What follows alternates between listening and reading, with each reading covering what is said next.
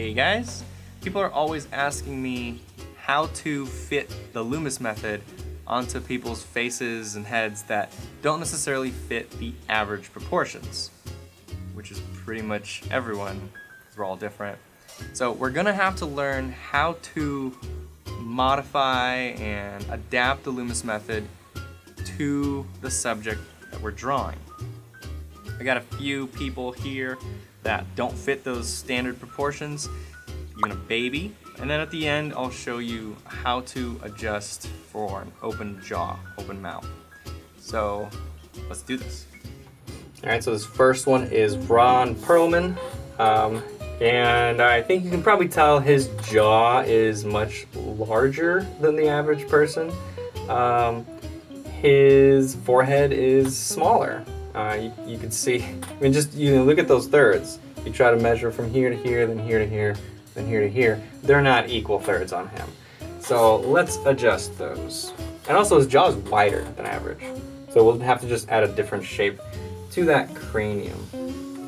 So far everything's kind of the same. Now this is where I start to deviate. Right in here, instead of putting it in the middle, I'm gonna kind of bring the jaw back a little bit, because he's got a wider jaw.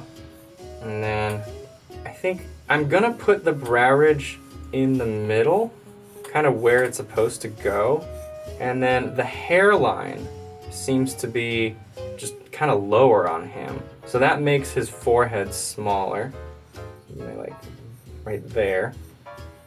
And then I'm gonna bring the nose line up a little bit as well, but I'm gonna make that a little bit taller than the forehead, because I see kind of a progressive enlarging of thirds. This is the shortest, then this is a little longer, and then this, the chin, is the longest. There we go. I guess right there is good. And then usually I would kind of come in and cut in like that, but on him I'm gonna drop pretty much a straight down for quite a while, all the way to here, and make that chin much wider. Same thing on this other side. Wide jaw indication.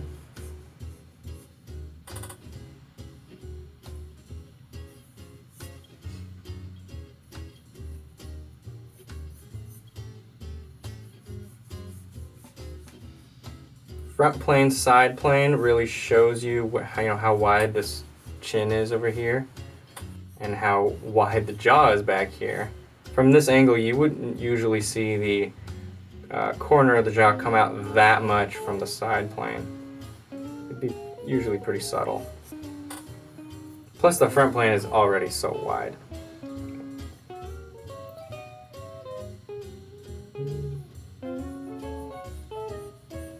Okay, and we got the neck. Okay, I'm not gonna try to add the features just yet, but I feel like we have to add this shape, this more squarish shape up at the top. Otherwise it's not really gonna look like him. And that's more caused by the hair shape, but maybe a little bit of the head as well. Maybe he's got more of a square head. So changing the proportions of the Loomis head to fit the people you draw isn't going to be just about changing the relationship between the thirds. It's also going to be about changing the shapes. Is the jaw wider? Does the jaw come forward more? Is it more indented? Is the chin all the way back towards the neck? Is the forehead a little bit skinnier over here, so the side planes are a little bit tilted more? There's so many things that could happen to these forms the way they're distorted. It's not just going to be different lengths of the thirds, but that is a good place to start. Actually, here, let me show you guys a page from, this is Fun with a Pencil, and I'm sure there's more examples of this in his head and hands, but I couldn't find it for some reason. I don't know where I put it. But here's a page where he's got very different jaw types, right? Like kind of a average. This one looks like he's bringing it forward from this middle line quite a bit. This one's really wide. This one's kind of straight, creating obviously very different character types. And then over here he's got square head, square jaw, more of a pointy jaw, pointy chin, still a square head, round head, really wide jaw. Lots of varieties. And here from profile, look at the differences. Look at that. These still kind of look like believable people. But look how different they could be. Chin all the way over here, or chin pointing all the way over here.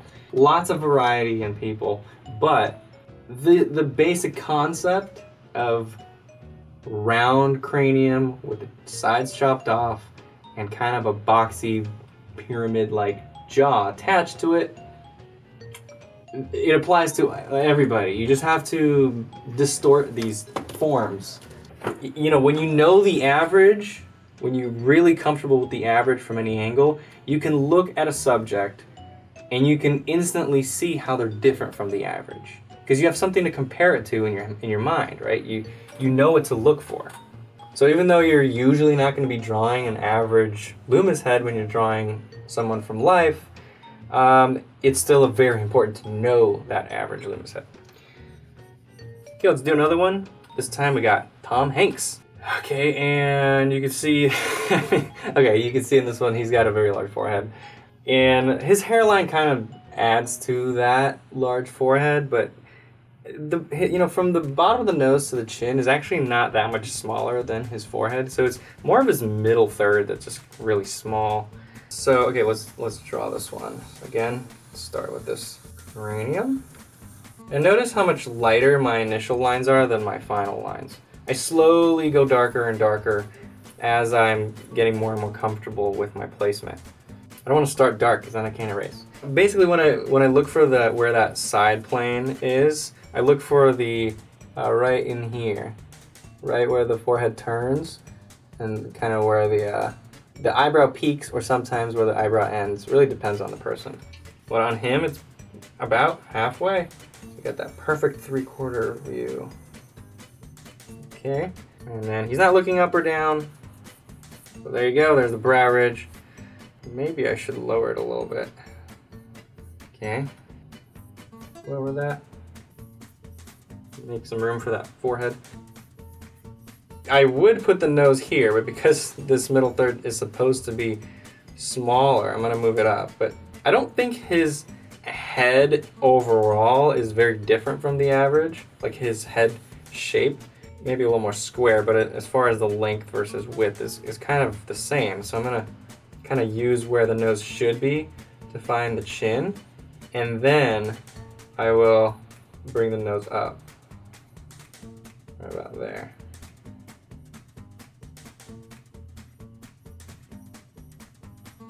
And then his hairline is like almost at the top, so it's gonna actually go up a little bit like that. And then the actual hairline, like the actual hair pattern up here, goes like even farther up.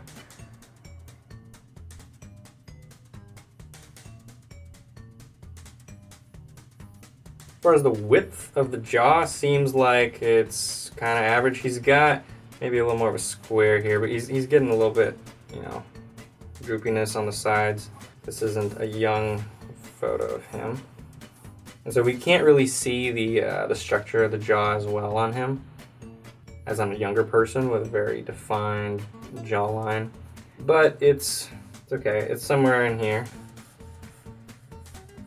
And actually on him, I feel like that ear is kind of farther back, so I'm gonna start the jaw more over here. And then I see this like little fat pad over here, a little crease, and another crease here. I don't see the jawline, but it would be like right here, right? Right through there. I just don't see it.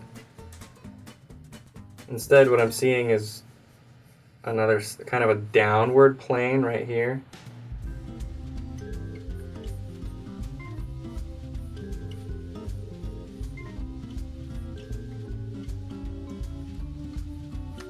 And keep in mind, it's not gonna look like them yet because I'm not adding features. The features will really, I mean, the shape of the head should look like them, but you're not gonna be like, oh yeah, that's Tom Hanks, just without features on it.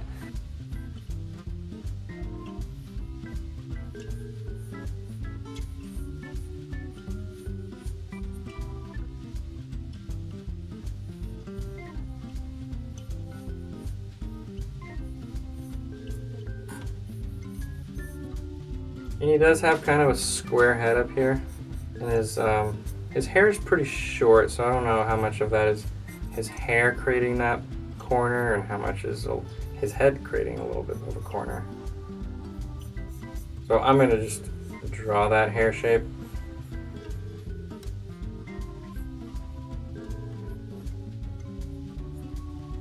And as far as the actual shape along here, I'll show you guys that a little bit later in this video. I kind of consider that as part of the features, like the cheekbones and all the muscles and pads around the jaw. I usually just do like, okay, what's the basic shape of the jaw? How wide is it? Where is this corner? Where is the front plane versus side plane? That sort of thing. That's what I start with. Then later on, as I'm doing the features, I'll add the exact shape of the cheekbones, the exact shape over here, exact shape of the chin. I don't start with that. I'm starting with simpler forms.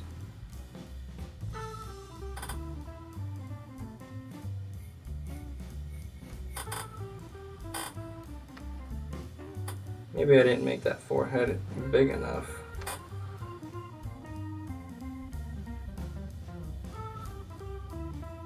If I was doing a caricature, I'd really push that up, but okay. Okay, I'll do one more where I'm focused on showing you guys about changing proportions to fit the type. That's Olivia Munn, and with her, look at those cheekbones. I feel like with how big those cheekbones are, even though I just said that I don't usually include that, that just kind of has to be a part of that jaw shape. The side plane of the jaw goes out towards the sides. So anyway, okay, let me start here. I'm going to start with that circle. Somewhere around here, the side plane. It's not looking up or down. Again, all of these actually kind of just straight on angles. Celebrity photos, you know, the cameraman's usually eye level with everybody's head.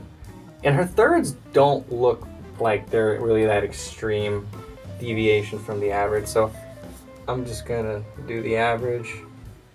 I think I tend to make the chin too low every time. I think I did that with Tom Hanks. Okay, so there's my thirds, pretty much average. And I feel like, okay, I'm gonna have to angle this out a little bit. Center of the chin. From there, find kind of the width of the chin. And then connect it to the jaw in the back. And then, okay, so I'm gonna chop off, I think I forgot to chop off the side here, because it is enough of a front angle where you're gonna start seeing some of this ball chopped off. A little bit of the flat side of the head is coming through. That actually does change where the center line goes. Make sure to do that before you place your center line. That doesn't change the jawline too much. Okay, now usually what I would do is I would do this and just kind of drop a line down to the chin, and that'd be kind of a decent average. With her, the cheekbone really comes out. And so I'm gonna do kind of something like this. Boom. Bring that over to the other side. And then, again, so normally I'd go from here and kind of just drop a straight line to the chin. Can't do that with her, because that's not where the side plane is. The side plane is all the way over here. And then from there, I can kind of connect it to the forehead.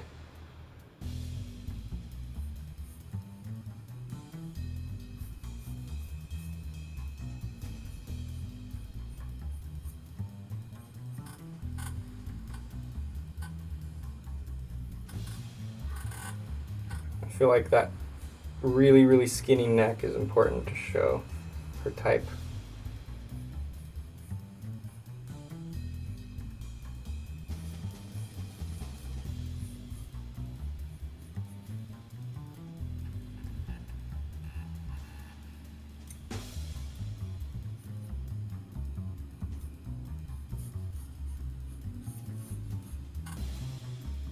Another rhythm I like to use, and actually the one I used in my very first video, is from the ear, from the top of the ear, following that across the ridge of the cheekbone, and then turning that down this way.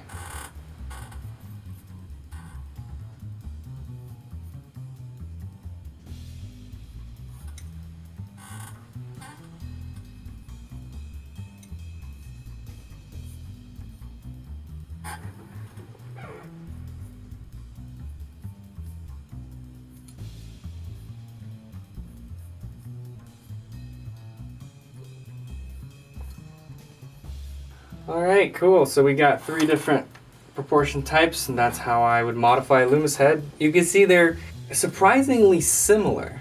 You just need to shift things slightly, and it appears very different. So slight modifications to the Loomis head gives you very different character types. So let's see, what did I promise that I would do for you guys? Oh, a baby. Okay. God, so cute. So I promised you guys that I would do a baby. Here's my son. So Loomis has a pretty big, or not a big section, but he's got a section in his one of his books showing all the different proportions of different ages. An older person, an average person, kind of a teenage, then a child, and then a baby. And the head does change as we grow, right? And the proportions change quite a bit. You can see, obviously, big forehead, and then kind of very small features, and overall wider. The jaw is much smaller than the cranium. So let's see here. I'm trying to keep this quick. This is Quicksketch. I don't want to do little portrait lands right now. These are Quicksketch drawings. I don't have too much experience applying the Loomis head to babies. I haven't practiced that very much, but this should be fun. As you can imagine, we didn't have too many babies as our life models in class. And my son's only 1, so I haven't had too much practice with him yet. Alright. I think I'm going to start with just a ball, same way, chop off the side, and then the jaw just needs to be much shorter. Like, typically I'd maybe put the chin down here. On a baby, I think it'd be like maybe here. The whole thing just needs to be shorter, wider. And then instead of putting this brow ridge over here, I have to drop everything. So the brow ridge would be like right there. And I think he's looking up a little bit, actually. Curve that up this way. And I don't know, the ear probably wouldn't go there. Like, we're kind of just dropping everything. Looks like the bottom of the nose is pretty much halfway between brow and chin, so put the nose here.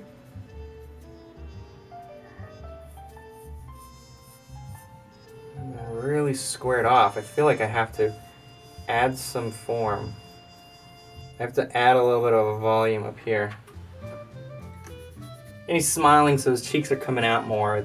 That's part of the expression. If he had a neutral pose, I don't think it'd be coming out that much, but hey, expressions, we got to draw expressions too, right? So we can adjust the Loomis head to fit certain expressions too. So this jaw comes out, not the jaw. So this cheek comes out, and then I'm going to mirror it on the other side, kind of like that. Chin over here.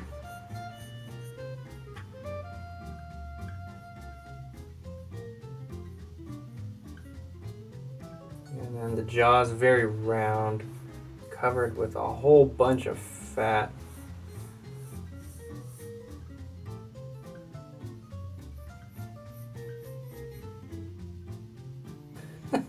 I mean, obviously it already looks like a baby just by kind of changing those major things about the proportions. And I feel like, actually knowing my son too, he's definitely got more in the back, more volume back here. Tiny neck. I don't even see it under there.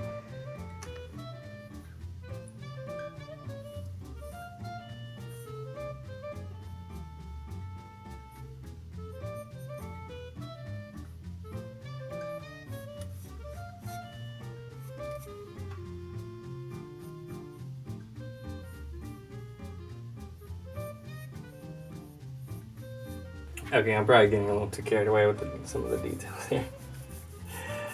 I can't help it. It's my son. All right, I'm not gonna draw the features. I'm gonna force myself to stop right there, but basically, there you go. Okay, next I'm going to do an open jaw, but I don't have any photos that I can get quickly, so I'm actually just gonna take a selfie. Jaw opened. Not good enough. Okay, let's draw that. There you go. Okay, so I'm gonna draw that. And transfer that to the side of the screen. Alright, so I'm going to start with that same thing again. They got the cranial mass. So the cranium doesn't change when you open your jaw, right? The round circular part of the skull stays the same. It's just the jaw that moves. So that circle for the initial step is the same, and then the side plane of that circle stays the same and looks like it's maybe just a little less than halfway. Something like that. And then from top of the ear to the brows, it looks like it's an upward angle. Like this. And then same thing to the nose. Now, this is where it changes. Since the jaw opened, obviously the bottom is going to be longer, right? You got that whole length now between the teeth that you have to add. When the jaw is closed, it's the shortest distance is about a third of the face. When it opens, you're just making that bottom third longer. But also the chin goes in a little bit because it's not just lowering, it's rotating from the joint back here under the ear. So if you look at actually the angle from the cheekbone to the chin, it's like all the way over here. I want to make sure I make this long enough.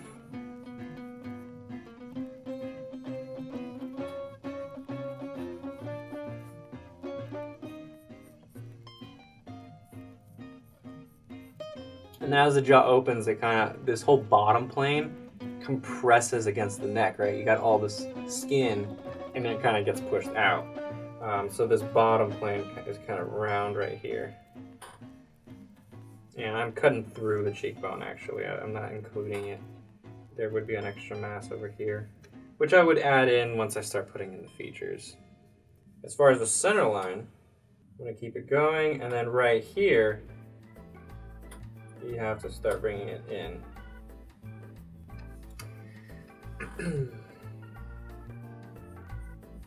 And obviously that looks a little weird without showing that the mouth is actually open. It just looks really skewed.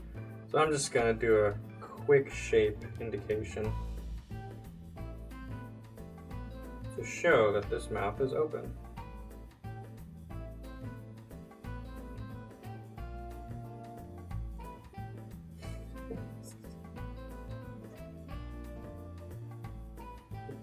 Alright, good enough. I just wanted to share with you guys this idea that the jaw isn't always going to be closed. Even if you don't see a whole, like the lips opened, sometimes the jaw can be a little bit wider. Like, you know, watch my chin. Right? I can open my jaw and lengthen that bottom third without opening my lips. So that's something that you might want to consider as you're looking at the model. Is the jaw slightly relaxed, or are the teeth actually touching? There you go. Not the most flattering image of myself, but gets the point across. If you guys have any more questions regarding the Loomis Method, go ahead and leave a comment below. Tomorrow for the 12 Days of Proko Quicksketch Edition, I'm going to be showing you a more intuitive Loomis head approach. See you then.